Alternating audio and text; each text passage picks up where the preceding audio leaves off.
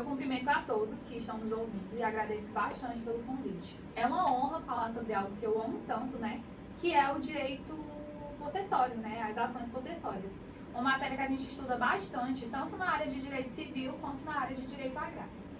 Realmente é um prazer enorme estar aqui ao lado de vocês, mulheres tão renomadas, e espero que possa acrescentar bastante com as minhas falas hoje aqui. Vamos lá.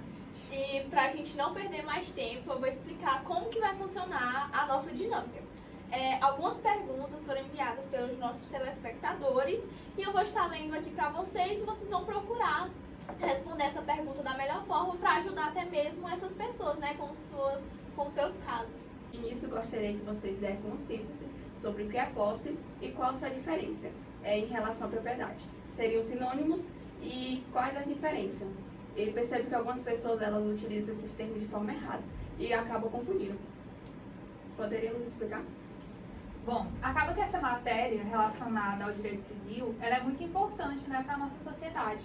Só que as pessoas, principalmente influenciadas pelo senso comum, elas acabam confundindo o conceito de proprietário e o conceito de possuidor. No nosso Código Civil, a partir do artigo 1228 a 1276, me desculpe, ele disciplina, né, quais são os direitos relacionados à propriedade. Tanto na parte do que é, quanto na parte de formas de aquisição, formas de perda, que são a parte do uso capião. Resumidamente, a propriedade, quem tem, né, na verdade, a propriedade, ele tem o direito de usar, gozar e dispor da coisa, inclusive o direito de intentar uma ação para reavê-la daquele que a tomou, né, de forma injusta, que seria a ação reivindicatória, que fica para um outro momento que a gente pode falar. A principal característica da propriedade, que é a distingue da posse, né, que é um direito real, relação pessoa e coisa, é a questão da publicidade. Então, para mim falar hoje que eu sou proprietário, por exemplo, de um terreno, eu vou ter que ir no cartório, eu vou ter que registrar aquele imóvel no meu nome e na matrícula dele vai estar falando que eu sou a proprietária. Diferente porque muitas pessoas acabam tendo, por exemplo, só o contrato de compra e venda, ou só uma promessa, ou só a escritura pública, e acreditam que tem a propriedade, mas não tem a propriedade, você tem a mera posse. Então, para que você seja realmente proprietário, tem que estar registrado. Além disso, o direito de propriedade ele é erga omnes, ou seja, ele se estende a todas as pessoas. Ou seja, eu posso reivindicar minha propriedade, meu imóvel, meu móvel, onde quer que ele esteja e para onde quer que ele vá, que seria aquele direito que a gente fala que é o direito de sequela. Então, por exemplo, eu tenho esse celular aqui, vocês estão vendo, e suponhamos que um de vocês pegue meu celular. E eu tenho o direito de pedir que você devolva o meu celular. Você estando aqui nesse podcast, você estando em São Luís, você estando no México, em qualquer lugar que seja, porque eu tenho uma nota fiscal que atesta que ele é meu. E já a posse é diferente. Quando a gente fala em propriedade, tem uma regra, né? Toda pessoa que tem propriedade, ela tem a posse. Mas seria só um tipo de posse? Não. A gente tem posse direta, a gente tem posse indireta, a gente tem posse exclusiva, a gente tem posse plena. Só que o contrário não é válido, porque nem toda pessoa que tem a posse, ela tem a propriedade. Então é importante a gente fazer esse debate na questão das ações possessórias e até, quem sabe, depois falar um pouquinho também sobre a questão de uso capião em outra oportunidade, em outro podcast. Então, no caso que eu expliquei, por exemplo, se eu tenho uma escritura pública, eu sou proprietário do imóvel? Não, eu tenho a posse daquele imóvel. E para que eu seja proprietário, eu preciso daquele registro. Então, por isso que as pessoas confundem. São naturezas e características diferentes, só que, de certa forma, o direito que o proprietário tem é o mesmo direito que o possuidor ele tem. Espero que eu tenha. Certinho, bem esclarecedor essa explicação. E para dar início, como eu falei, que nós temos aqui várias perguntas dos nossos telespectadores, nós temos aqui a pergunta do senhor Valdeci, que é lá de Barra do Corda, e ele fez o seguinte questionamento. Sou dono de um imóvel de 45 hectares em uma cidade do interior do Maranhão desde 2012. Tenho, inclusive, escritura pública autenticada em cartório. Antes, deixava ela aos cuidados de meu caseiro. Em janeiro de 2022, fui informado de que a terra havia sido invadida por um terceiro que está na sua posse até a presente data. Como poderia o senhor Valdeci proceder com relação a essa questão aqui, Larissa? Bom, senhor Valdeci, de início você usou o termo dono. E aí uma coisa que eu quero esclarecer aqui é que o termo dono ele é muito usado corriqueiramente, mas ele não induz a propriedade. Como a Ana já falou, retomando o que ela disse, para você ser proprietário, você precisa da escritura registrada em cartório. E aí, em relação à posse, não vamos tratar de propriedade agora nesse momento, em relação à posse, digamos que você tem uma posse indireta. Por quê? Porque a posse física, quem está com a coisa, é o seu caseiro, certo? E o caseiro, ele é como se fosse um detentor. Como ela foi invadida, o seu detentor ele poderia, ao momento da invasão, ter usado de sua própria força, autodefesa, por meios proporcionais e também, digamos que de imediato, de forma razoável, para que fosse feito a defesa da posse. A defesa da posse tivesse sido feita. Como ele não fez de forma imediata, já decorreu um bom prazo aí, você, no caso, que é o proprietário, pode entrar com uma ação, possuidor, desculpe, pode entrar com uma ação de reintegração de posse. E aí, como você tem esse caso de violência ou turbação aconteceu há menos de um ano, essa ação de reintegração de posse ela ainda vai transcorrer no judiciário por meio de um procedimento especial. Esse procedimento especial ele é até mais célere do que o procedimento comum. Pode ser pedido também um pedido liminar de reintegração, onde o juiz vai analisar a evidência desse seu direito e logo de imediato, provavelmente, ele já vai conceder a reintegração. E aí é essa ação, mas já aproveitando também a pergunta dele, eu posso dar mais algumas explicações a respeito de outras ações possessórias que está previsto no nosso Código de Processo Civil, que é no caso da manutenção de posse, quando a sua posse está sendo atrapalhada. Ela está sendo atrapalhada quando, por exemplo, você tem uma fazenda e o seu vizinho chega e estaciona um caminhão na frente da porteira. E aí você não tem como passar para ter acesso ao seu imóvel. Então, você pode entrar com essa ação de manutenção de posse. Outro tipo de ação possível seria o interdito proibitório, que é no caso dela estar sendo ameaçada. Se um grupo de sem terras chegar a falar por algum lugar e você tiver como provar isso no judiciário, você pode entrar com essa ação e de logo o juiz vai dar uma sentença proibindo totalmente aquele pessoal sem terras de entrar na sua propriedade, na sua posse. Só complementando um pouquinho da fala da Larissa, a reintegração de posse é uma ação cabível no caso de posse injusta, ou seja, ela foi violentada ou foi uma posse clandestina, né, que é surpresa. O exemplo da cobra, vocês lembram? Eu estudava com a Larissa, gente, na faculdade, a gente tinha um professor muito engraçado. Ela já comentou pra gente sobre essa história desse professor. E ele dava o exemplo, né, que tipo assim, você conseguia a posse, por exemplo, quando uma pessoa viajou ou de uma forma ardilosa, né? E a precária, tu se lembra, Larissa? A precária, ela tem um abuso de confiança. Sim, o abuso de confiança. Era o caso que ele dava da questão do locatário. Você emprestar o seu imóvel pro seu cunhado. Sim, gente, tem que ter cuidado. Vamos para mais uma pergunta. O Cleiton prossegue com essa pergunta. Boa parte das discussões que envolvem as ações possessórias se concentram na situação de quem tem a posse de imóveis urbanos e rurais.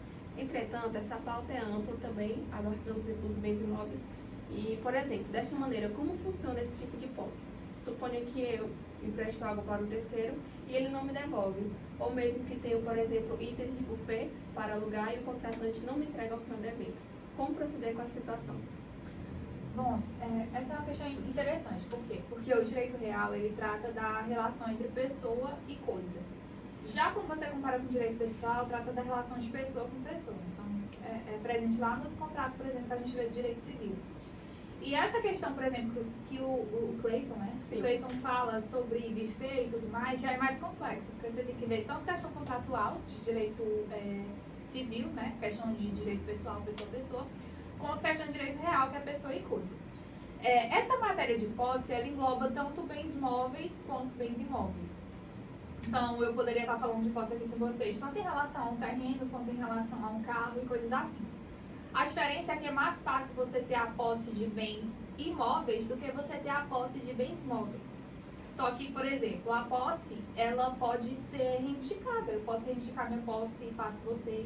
A posse ela pode ser justa, a posse ela pode ser injusta, ela pode ser de boa, de má fé, exclusiva, plena. Então, quando eu dava o exemplo anteriormente do meu celular, eu tenho que isso é um bem móvel, né? Isso é um objeto. Só que nesse caso eu não falaria especificamente de posse, mas de propriedade, porque como eu falei, eu tenho uma nota fiscal que fala que aquele celular é meu. Se eu der meu celular pra Letícia, segura a Letícia. Aí suponho que a Letícia ela não me devolve meu celular, né, gente?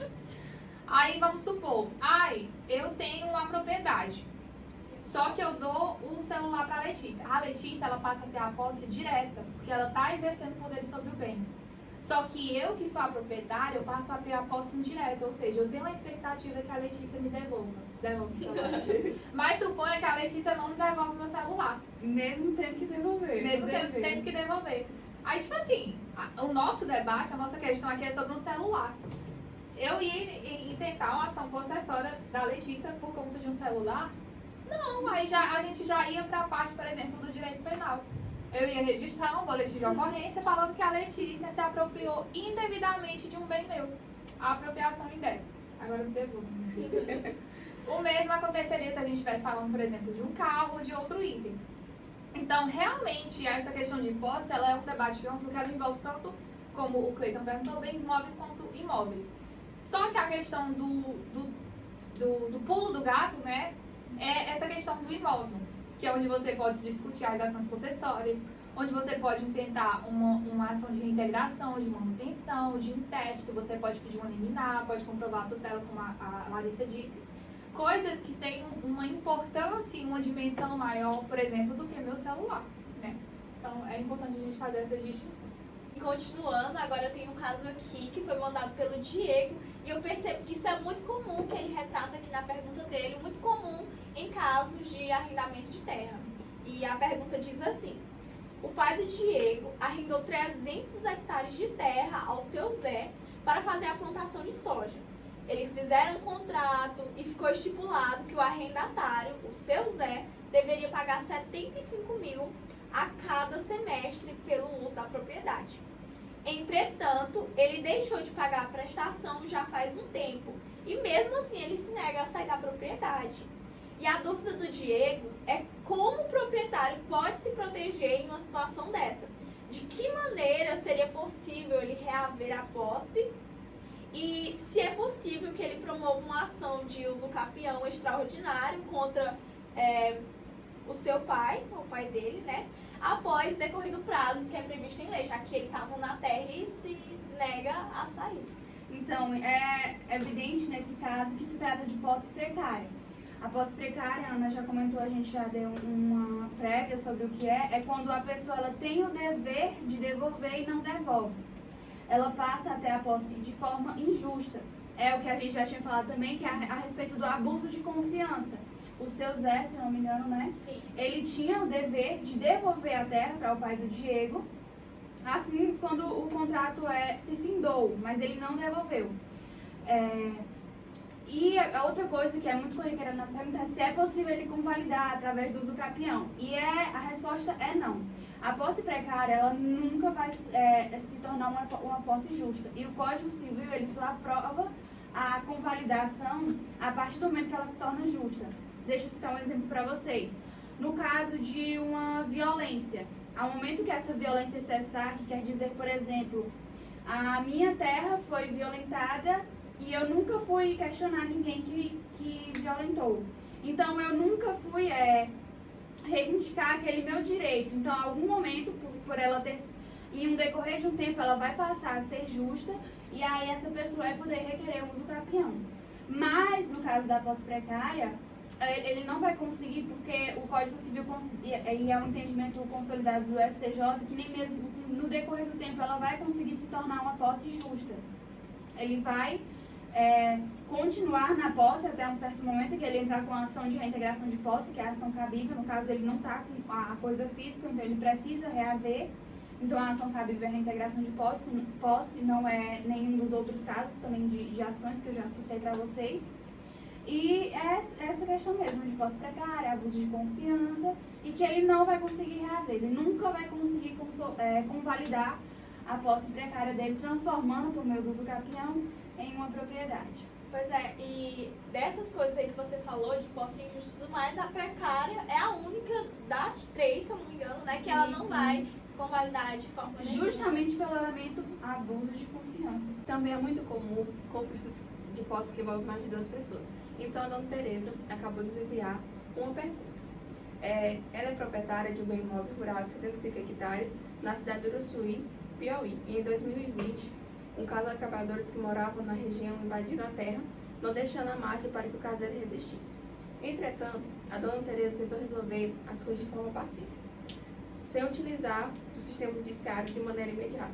Isto posto, pouco tempo depois descobriu que o casal havia vendido a propriedade para o senhor Antônio José, paranaense recém-chegado na região, e desconhecia o litígio envolvendo o bem imóvel. Desta maneira, qual a relação entre o proprietário, violentador e o terceiro adquirente? Essa questão. Primeiro a gente tem que entender a relação inicial, né? A dona Tereza, ela era a dona proprietária, né? E a posse dela, ela foi violentada, no caso, né? Sim. É importante a gente falar quem é o caseiro. O caseiro, ele é um terceiro que exerce a posse em nome do proprietário, do real possuidor, né? Que nesse caso seria a dona Tereza. Ao caseiro é dado o mesmo direito que o possuidor tem, por exemplo, de, como a Larissa tinha explicado antes, fazer a defesa da posse. Essa defesa ela precisa ser imediata, ou seja, está acontecendo, está na iminência de acontecer, precisa ser proporcional e utilizar os meios razoáveis. Como ele não defendeu, ele perdeu aquela posse.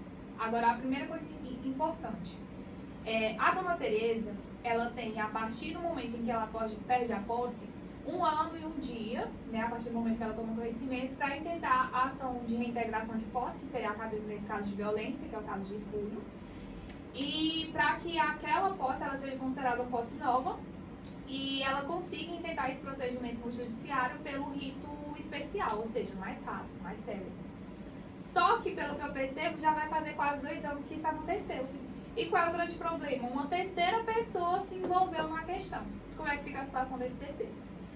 Primeiro, a gente tem que ver qual é a natureza dessa posse desse terceiro, se ela é de boa ou de má fé. O nosso Código Civil ele diz que a posse de boa fé é aquela que não é violenta, não é precária e não é clandestina, ou seja, uma pessoa que desconhecia os vícios que são oriundos, né, daquela posse inicial, daquela posse violenta. Se esse senhor, qual é o nome dele? Senhor Antônio José. Se o senhor Antônio José desconhecia esse vício, adquire a posse de boa fé, faz benfeitorias naquela terra, investe naquela terra, não tem porquê, por exemplo, a dona Tereza intentar a ação de reintegração de posse contra ele.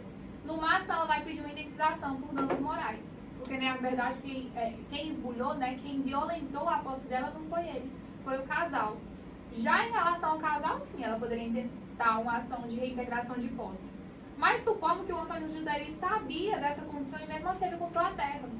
Ah, mas como é que o juiz vai saber que a posse dela foi de má fé? Por exemplo, a terra dela tinha 75 hectares. Quanto equivale uma terra de 75 hectares em Uruçuí, Sim. Em Uruçuí, suponhamos que vale 100 mil. mas ele comprou de 50. Ali ele já poderia presumir, né, de forma legal, de forma do senso comum mesmo. Qualquer pessoa consegue presumir que aquilo ali tem um problema envolvendo aquela terra. Aí contra ele seria possível a ação de reintegração de posse. Só para finalizar, uma coisa muito interessante também é que é proibido, né, porque a gente sabe, a ação de reintegração de posse, ela discute posse. Então não tem como você reivindicar a propriedade na ação de reintegração de posse. Se a dona Tereza quisesse reivindicar propriedade, ela intentaria uma ação de ação reivindicatória. E outra coisa, suponhamos que o terceiro de boa fé, ou o terceiro adquirente, ele tem uma posse de boa fé. Como eu falei, ela não vai poder intentar a ação possessória contra ele, mas contra o casal que usurpou a posse dela, né? Ao mesmo tempo, ela pode intentar uma ação de reintegração de posse, uma ação reivindicatória? Não, porque o nosso Código Civil, ele veda a interposição concomitante que pede, né, o reconhecimento do domínio, então não seria possível. Já se ela intentasse a ação que discute propriedade em relação ao casal, né, e uma ação possessória em relação ao terceiro adquirente de má-fé, aí sim seria possível. Mas isso aí é assunto para outro podcast, porque é muito grande, muito extenso e tudo mais. Esse aí, o caso que a Gabi acabou de ler, é um dos, acho que mais complicadinhos que a gente Sim, teve aqui nas perguntas de hoje, né? E agora já estamos quase encerrando o nosso Podposse. Foi muito bom ter vocês aqui com a gente, essa conversa que tirou várias dúvidas, né? A diferença de posse, propriedade. E a gente espera que tenha ajudado também essas pessoas com seus casos, que a partir de agora, né, se não tiverem já tomado alguma providência, que eles agora já sabem o que eles podem fazer. E nós gostaríamos de saber, meninas, se vocês estão atendendo aqui em Balsas, na nossa cidade, como que está funcionando aí o atendimento de vocês, né? Então, a gente anda sempre propagando esses conhecimentos através das nossas redes sociais, vocês podem acompanhar. Mas atender as demandas aqui da cidade, das regiões, a gente não consegue. Mas temos um parceiro aqui na cidade que atende também as regiões, o Dr. Abson Lopes, e ele pode estar ajudando melhor vocês no caso dessas demandas relacionadas à posse. E propriedade também, ele é excelente. Ele é top. Então é isso. Deixa o like, segue a gente nas redes sociais e até a próxima. Acompanhe o nosso próximo Podposse, podcast que fala sobre posse e propriedade.